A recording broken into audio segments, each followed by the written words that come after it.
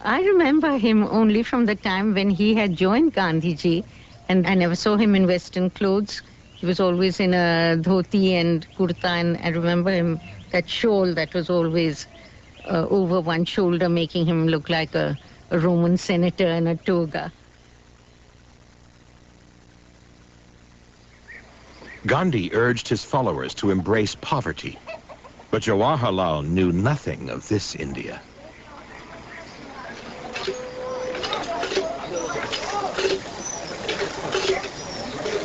As part of his education, Jawaharlal set out to see what the rest of India was like outside the privileged walls of his home.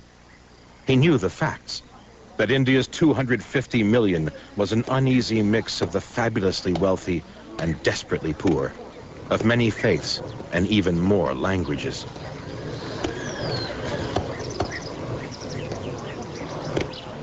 But unlike Gandhi, he did not know the reality. What he saw would make him not only a nationalist, but also a socialist. I was filled with shame and sorrow. Shame at my own easygoing and comfortable life. Sorrow at the degradation and overwhelming poverty of India. Their faith in us, casual visitors from the distant sea, embarrassed me and filled me with a new responsibility that frightened me. He, 1930. Few expected to see it, but complete independence was now the declared goal, and millions joined the struggle. That year, Gandhi led his Salt March, challenging the British right to tax salt. Following Gandhi's lead, Indians everywhere made salt without paying tax, demonstrably breaking one more British law. Hundreds and thousands of people were there. And fires were lit. And we went in, took seawater in the earthen vessels, and brought the vessels and put them on fire. And after some time, the water evaporated, and some black substance, that was salt. So we had broken the law. The British responded with determination, zealously confronting each and every protest, however non-violent. Thousands were imprisoned. Jawaharlal himself spent most of the early 1930s in jail.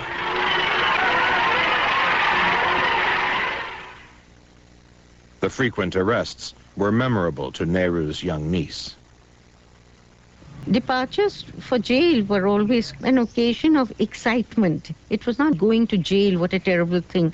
We were brought up to feel that going to jail was something wonderful, that we were doing it for a goal, a very special reason, and that you had to go with a glad heart.